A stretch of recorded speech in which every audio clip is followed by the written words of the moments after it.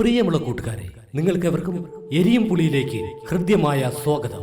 ഈ channel subscribe ചെയ്യുക, like ചെയ്യുക, ഷെയർ ചെയ്യുക, കൂടാതെ ബെല്ലൈക്കണും കൂടി അടിച്ചു പൊട്ടിച്ചു. ഇന്ന് നമ്മൾ തയ്യാറാക്കുന്നത് അടിപൊളിയായിട്ടുള്ള മട്ടന്റെ എല്ലുകറിയാണ്. എന്നാൽ നമുക്ക് ചെയ്യാൻ തുടങ്ങിയാലോ? ഇതിനു വേണ്ടി മാർക്കറ്റിൽ പോയി ഞാൻ 2 കിലോ എല്ല് വാങ്ങിക്കൊണ്ടുവന്നു.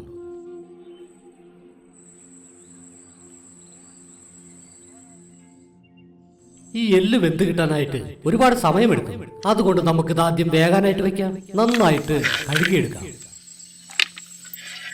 ആദ്യം ഇത് ചട്ടിയിലേക്ക് മാറ്റി മഞ്ഞൾപ്പൊടി,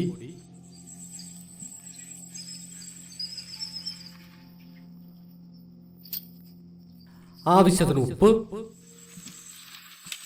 രണ്ടും ചേർത്ത് നന്നായിട്ട് യോജിപ്പിച്ചെടുക്കാം.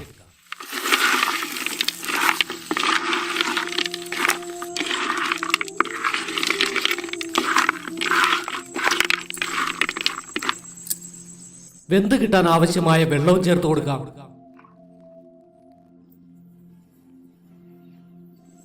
ഇതിന്റെ മണം നഷ്ടപ്പെടാതിരിക്കാൻ നന്നായിട്ട് മൂടി വെക്കണം. ഇത് വെന്ത് വരുമ്പോഴേക്കും നമുക്ക് മസാലക്കൂട്ടുകൾ തയ്യാറാക്കാം.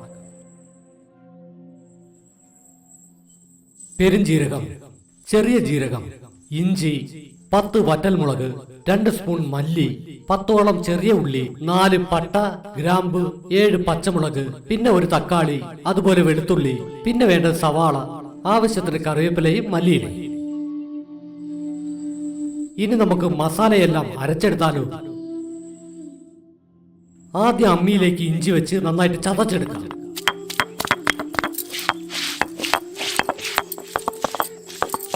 അതിനോടൊപ്പം പട്ടയും ചേർത്ത് നന്നായിട്ട് അരയ്ക്കാം.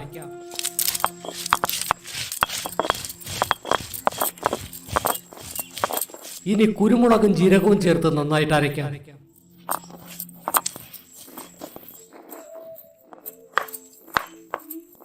ഇനി എടുത്തു വെച്ചിരിക്കുന്ന വെളുത്തുള്ളിയും ഇതിന്റെ കൂടെ അരച്ചെടുക്കണം.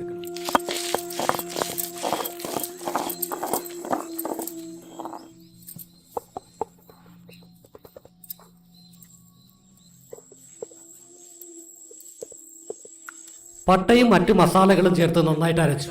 ഇനി വേണ്ടത് മുളകും മല്ലിയും ചേർത്ത് അരച്ചെടുക്കുകയാണ്.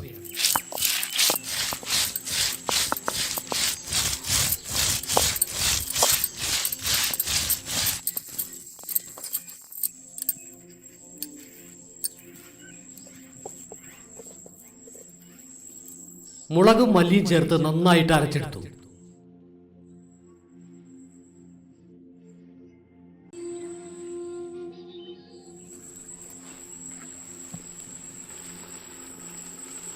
നോക്കിയേ, എല്ല് നന്നായിട്ട് വെന്ത് കഴിഞ്ഞു.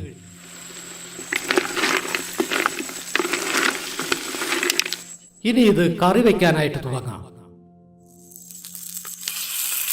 ചട്ടിയിലേക്ക് എണ്ണ ഒഴിച്ചാൽ തിളയ്ക്കുമ്പോൾ നമുക്ക് പെരുംജീരകം ചേർക്കാം. ഇതോടൊപ്പം ചെറിയ ഉള്ളിയും ചേർത്ത് കൊടുക്കാം.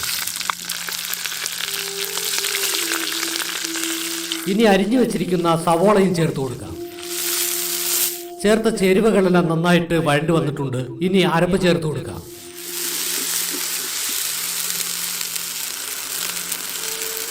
രണ്ടായിട്ട് മുറിച്ച പച്ചമുളക് ചേർക്കാം.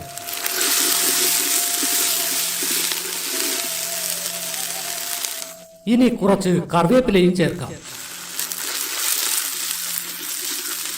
ഇതിന്റെ കൂടെ നമുക്ക് തക്കാളിയും ചേർത്ത് കൊടുക്കാം.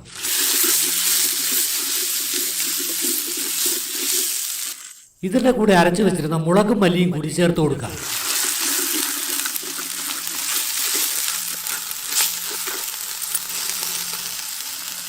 ഇനി കുറച്ച് വെള്ളവും ചേർത്ത് നന്നായിട്ട് തിളപ്പിക്കാം.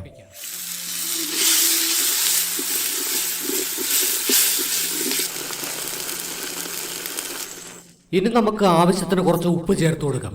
ആവശ്യമാണെങ്കിൽ നമുക്ക് പിന്നീടും ചേർക്കാം. ഇതിനു വേണ്ടി മാറ്റി വെച്ചിരുന്ന എല്ല് ചേർത്ത് നന്നായിട്ട് വേവിക്കാം.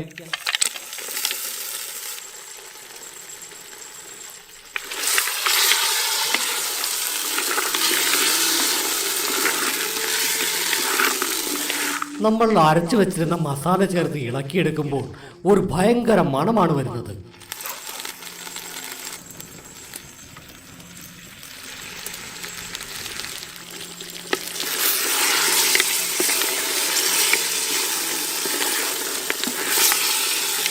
ഇനി കുറച്ച് മല്ലിയില ചേർത്ത് നമുക്ക് വാങ്ങി വെക്കാം.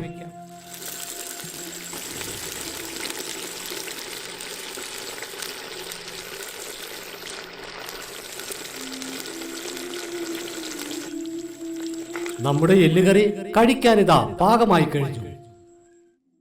എല്ലുകറി കഴിച്ചാൽ പല്ലിന് ബലമുണ്ടാകുമെന്ന് പഴമക്കാർ പറയും. അതുപോലെ തന്നെ നമ്മുടെ എല്ലുകൾക്ക് നല്ല ബലമുണ്ടാകും.